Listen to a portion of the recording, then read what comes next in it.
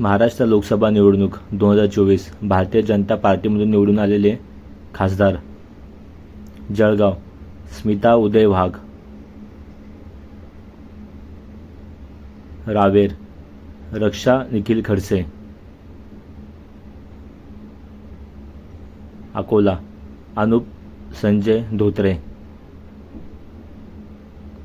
Nagpur Nitin Jairam Gadkari. Palghar doctor Hemant Vishnu Savara. Mumbai Uttar Piyush Vedprakash Goyal. Pune Muralidhar Kisan Mohol.